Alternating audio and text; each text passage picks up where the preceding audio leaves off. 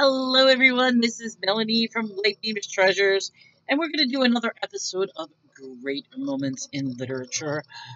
The book of choice, I've been reading this, is Grossology and You. This is the book that talks about really gross things about your body, and gross is in the eye of the beholder. So I started reading this book. We are currently halfway through this book. I am going to read the next 3 chapters. And the next 3 chapters are on constipation, goosebumps, and hiccups. So we'll do 3 chapters. If anybody is interested in purchasing this book, it's Grossology and You by Sylvia Branzai, illustrated by Jack Keeley. Very fun book for kids and adults alike. I am selling it for $1. Just contact me. And don't forget, hit the thumbs up, hit the like, hit the subscribe. I will be reading more and more books and bring to you great moments in literature. So if you like this, also throw a comment below and tell me what you think of these. So let's get to it. A chapter on constipation. Sometimes you just can't go. Maybe you're upset. Maybe you held it in for too long. Maybe you don't like to use that alien bathroom. Maybe you haven't been eating right. Maybe you're just taking medicine. Whatever the reason, if you're stopped up, you're constipated. So what do? Most people whine, I can't go. And it's okay because constipation is not very fun. Some people buy laxatives at the drugstore. These laxatives force the guts to pinch and cramp. About 8 hours later, you will poop. That's not okay because taking a gut stimulant, laxatives can actually make you can't dookie without using them. Other people will insert tubes into their buttholes and squirt water or salty water into their rectum. This is called an enema. About 3 to 5 minutes later, they poop. Although they are a bit messy, enemas aren't dangerous. The problem is if you take too many enemas, you can't poop on your own. Lots of fiber or bulk is the cure and choice for most stopped up people. They'll eat prunes, bran, raw vegetables, and raw fruit. Or they will buy fiber supplements or stool softeners from the store. Bulk producers and stool softening laxatives are okay to use because they don't force your gut muscles to push and shove the poo out. Instead, they help by adding moisture to the poop to make it easier to get out. 1 or 2 days later, they deliver the poop.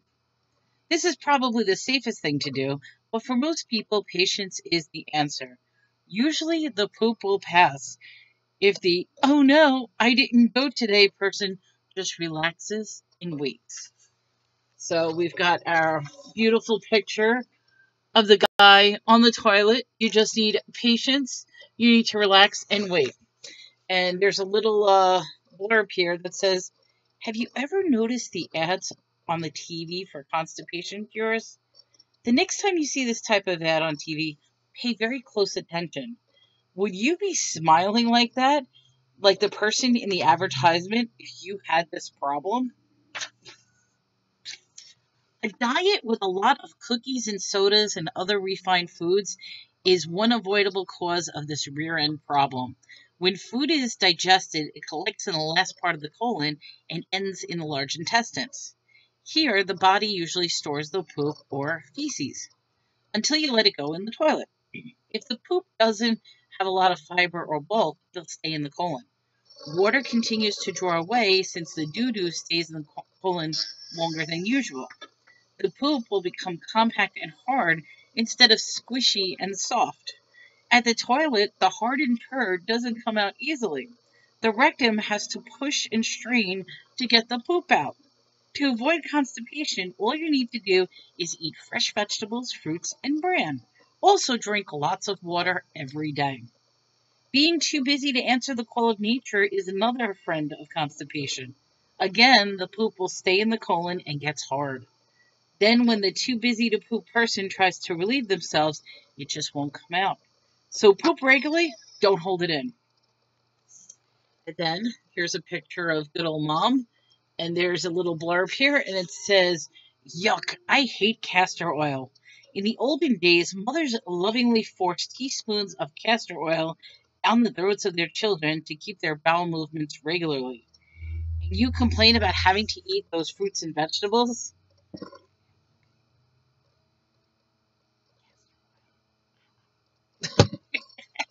I didn't say that. A really, really bad case of constipation can cause fecal impaction. Fecal means poop, and impaction means that it becomes firmly stuck because of pressing. A fecal impaction is not something you want to request for your birthday. Nurses and doctors get the lovely job of removing the fecal impaction. Sometimes the patient's butt is put to sleep with medication. The doctor then goes into the rectum, breaks up the stuck poop, and pulls it out.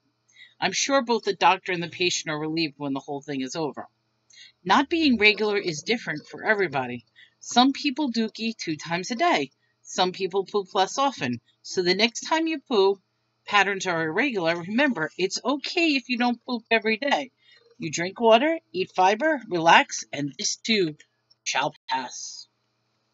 Goosebumps. What does a plucked goose look like? This all-important, life-altering question can be easily answered. Take a look at your own skin the next time you get frightened or chilly. That's what happens when the skin is plucked. The goose looks like. Thus the name goosebumps, goose pimples, or goose flesh. Take a very close look at your arm right now. Yes, immediately. Notice that you are actually very hairy. Humans used to have a lot more hair, even more hair than your Uncle Fred. Through time, humans lost much of their hair covering.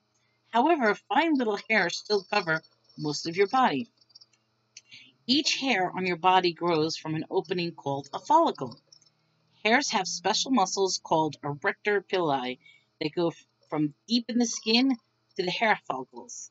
The erector pili acts as an erector to raise the hair from its resting position on your skin.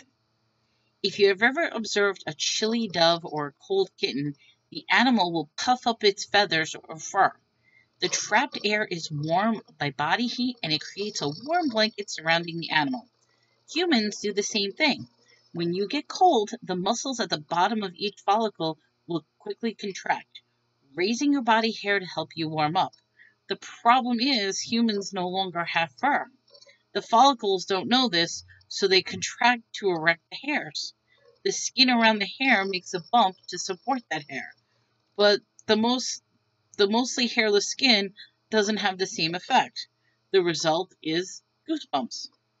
Getting goose flesh from fear could be a response to the cold sweat that automatically breaks out when a person becomes startled. You cannot control the sweat. The body is releasing the sweat to cool down. Instead, the body produces a quick response to warm it back up again, goosebumps. When dogs, cats, or bears become frightened, they ruffle up their fur. This makes the animal look bigger and tougher. Don't mess with me, I'm big and tough. When fearful humans break out in goose pimples for the same reason. Since humans no longer have lots of hair, they just look silly, not tough. So do geese get goosebumps? Actually, under their feathers, they probably do. However, if you can't see them, are they really goosebumps? And look, you have that lovely picture of like a frightened goose with all the little goosebumps. And it says, no one knows for certain why goosebumps are called goosebumps and not chicken bumps, duck bumps, or turkey bumps. Shivering is a good way to keep warm. The shivers are actually muscles contracting. The working muscles give off heat and help you warm up.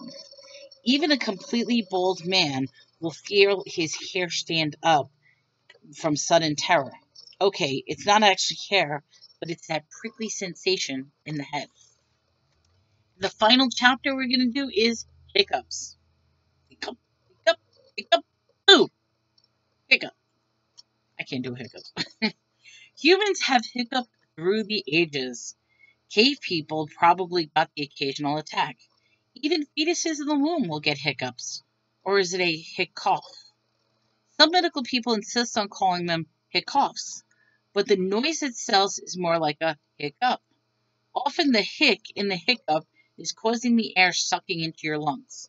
The cup sound is made by a special little flap called the epiglottis, slamming closed over your windpipe. Hick, swoosh, cup, slam. These annoying and sometimes entertaining little oddities are actually difficult for your body to make. This minor event takes a whole lot of coordination inside your body. Hiccups occur when a muscle barrier between your stomach and lungs, called the diaphragm, goes spastic. The diaphragm is all important for breathing. You breathe in, the diaphragm drops down to make a lung vacuum. So air sucks in. You breathe out, the diaphragm relaxes, goes up, and shoves the air out. Usually the diaphragm has a pretty good control, but sometimes it gets irritated and the rhythm is thrown off. Sometimes instead of hiccuping, you just hic, hic, hic. When this happens, the diaphragm is going through spasms. No one is quite sure why the diaphragm becomes so irritated. It could be from eating too much, so the puffed up stomach presses on the wall of muscles, or too much air is being sucked that affects the regular breathing pattern, or lifting something incorrectly tweaks the diaphragm. What is known is that almost everyone at some point upsets the diaphragm into hiccuping. So we've got the little pregnant girl hiccuping with the baby, and then we have this little dude carrying a pig. Let's see what it says. It says, one day, when he was 26 years old, George Osborne, an Iowa farmer, tried to lift a 350-pound hog. He started to hiccup. The farmer hiccuped through 2 marriages, 8 children, until his death 69 years later. He lived a normal life, except it was hard to keep in his false teeth. So much for the hic. What about the cup part? The cup part happens in your throat. At the end of the tongue, right before your vocal cords, is the epiglottis. This little flap has a serious job. It protects your windpipe from unwanted stuff like food. When you breathe, the epiglottis keeps the windpipe open. But when you swallow, the epiglottis shuts over the air pipe and reroutes the food down to the food tube. Food on the way, batten down the hatches. Sometimes the epiglottis gets a little confused, especially if you talk or laugh with your mouth full. You go, gulp, gulp, gulp, gulp, gulp, gulp, gulp. Your epiglottis goes open, close, open, open, open, close, close, open. You go choke, choke, choke, cough, cough. Food hitting the opening of the windpipe causes an alert to expel rushes of air to push the invader out. And back to the cup part. The cup part, yes, the cup part, happens when the epiglottis frantically snaps the windpipe closed and stops that rush of air. Usually you don't hear the epiglottis shutting. However, in this case, slamming closed over the opening and it's halting a big swoosh of air. Nope, you can't have that happen. The cup always follows the hic. Nor you can have a cuffic. It is forever, it will be a hiccup. The short cure for hiccups doesn't exist. They go away in due time. However, humans have created a whole bunch of remedies. Hospitals may give hiccupers drugs to deaden the nerve that causes the diaphragm to contract. However, most of us just hiccup away until they go away. Hiccup, hiccup, gone. So that was Grossology and You. Stay tuned for the next 3 chapters, because the next 3 chapters we're going to be talking about knuckle cracking, we're going to be talking about moles, and we're going to be talking about rashes. Oof. Grossology and You.